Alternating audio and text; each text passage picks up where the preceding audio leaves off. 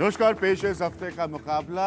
Left की ऐतिहासिक हार के बाद पश्चिम बंगाल में सवाल बहुत सीधा सा उठ रहा है, क्या जो एस्टैब्लिशमेंट्स हैं वो जिस तरीके से जमीन हासिल करती हैं, बात करती हैं किसानों की, क्या उनके लिए अब ये एक मैसेज है समझने के लिए कि इस देश में उन नीतियों को बदलने की जरूरत है। मैं बड़ा सीधा सवाल पूछ रहा हूं क्योंकि लेफ्ट की जमीन खिसक गई, उनके अपने गढ़ में हार गया वो पश्चिम बंगाल में। सवाल मेरा ये है कि क्या नोएडा या ग्रेटर नोएडा मायावती के लिए एक नया नंदीग्राम बनने वाला है? ध्यान से सुनिए इस सवाल को, इसलिए क्योंकि इसमें बहुत सारी पेचीदगियां मौजूद है। मेरे साथ एक बहुत ही खास पैनल है, ये हर साइड को राजनीतिक तौर पर रिप्रेजेंट करता है, लेकिन मैं आपको साफ बता दूं फिर भी बहुजन समाज पार्टी की तरफ से इस प्रोग्राम में कोई नहीं है, क्योंकि वो नहीं चाहते कि उनके लोग इस तरह की बहस में शामिल हो। सबसे पहले मैं इधर से शुरुआत करता हूं। कांग्रेस के सीनियर लीडर सलमान खुर्शीद साहब हमारे साथ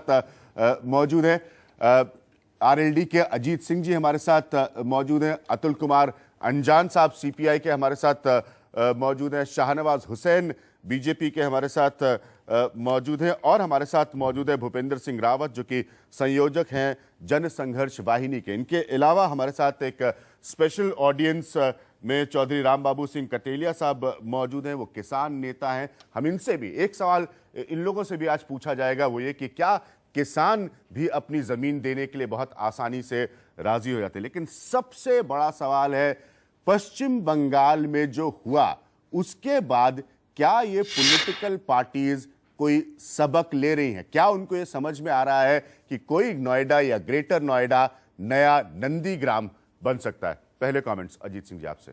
देखिए, नंदीग्राम हुए बहुत समय हो गया जी, उसके बाद अगर ये समझ आती मायावती जी को तो शायद ये घटना जो हुई पारसौल में नहीं होती। ग्रीड इतनी ज़्यादा हो गई है, और दूसरी बात ये, आप पिछले 20-25 साल के जितने स्कैम देखेंगे उसमें कहीं ना कहीं ज़मीन इन्वॉल्व है। मिलिट्री की ज़मीन लेके बेच दो, गवर्नमेंट की ज़मीन पे कब्जा करके बिल्डर्स को दे दो, और किसानों की ज़मीन औने पौने दाम पे लेके दे दो। तो मैं नहीं मानता कि जो लोग ये काम कर रहे हैं उसमें ग्रीड इतनी ज़्यादा है पैसा कमाने की कि कोई फ़र्क उनको वेस्ट बंगाल में जो हुआ उससे पड़ने वाला है। सलमान खुर्शीद, आप मानते हैं कि कोई फर्क नहीं पड़ेगा उनको जो पश्चिम बंगाल में हुआ, जानते हुए कि 34 साल की सरकार आप हार सकते हैं क्योंकि लोगों में ये मैसेज चला गया कि आप उनकी ज़मीन गलत तरीके से हथियाना चाहते हैं? देखिए, डर इस बात का है कि लोग ये ना कहें तो क्या हुआ कि बदनाम हुए। नाम तो हुआ कि हमने पैसा बना लिया, हम निकल गए, तो क्या हुआ, फिर आ जाएंगे उसी पैसे से। और सच्ची बात यह है कि एक बहुत महत्वपूर्ण विषय है, ज़मीन एक बहुत महत्वपूर्ण विषय है, जिस तरह से भ्रष्टाचार एक बहुत महत्वपूर्ण विषय है, गुड गवर्नेंस जो अपेक्षाएं आज, और हम मानते हैं ये दोनों सिक्कों के एक ही पहलू है, मतलब जमीन और जमीन का दूसरा हिस्सा है, मान लीजिए पारदर्शिता और गुड गवर्नेंस, वो मान लीजिए वो भी उसका एक पहलू है।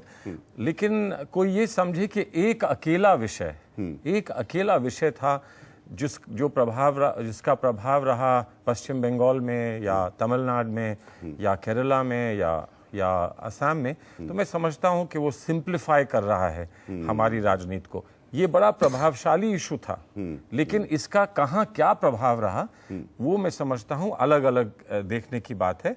और पश्चिम बंगाल में और बहुत सारे इश्यूज भी रहे हैं, और जो ये समझता है कि सिर्फ सिंगूर और नंदीग्राम की वजह से पश्चिम बंगाल में ये परिवर्तन आ गया है, तो वो ना पश्चिम बंगाल हम सब पश्चिम बंगाल के नतीजों का आकलन नहीं कर, लेकिन हम बात कर रहे हैं कि क्या जो कुछ नोएडा ग्रेटर नोएडा की जमीन के आसपास देखता नजर आया, क्या ये बन सकता है नया नंदीग्राम? जो लोग नहीं बन सकता है, यकीनन बन सकता है, लेकिन इशू उस जमीन का अकेले नहीं है, इशू गवर्नेंस का है कि आप किसी दफ्तर में जाएं, आपके साथ क्या व्यवहार होता है, आप कोई काम कराना चाहते हैं क्या व्यवहार होता है, आपकी जो उचित अपेक्षाएं हैं उनको कुचला जाता है। तो ये इशू जनरल गवर्नेंस का है, सिर्फ जमीन का नहीं, लेकिन जमीन सबसे महत्वपूर्ण बन जाती है क्योंकि आज जमीन सबसे ज्यादा मूल्यवान है, सबसे ज्यादा वैल्यूबल है।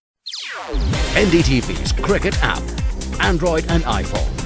Fastest scorecard, special analysis, and much more. Download free. ndtv.com/apps.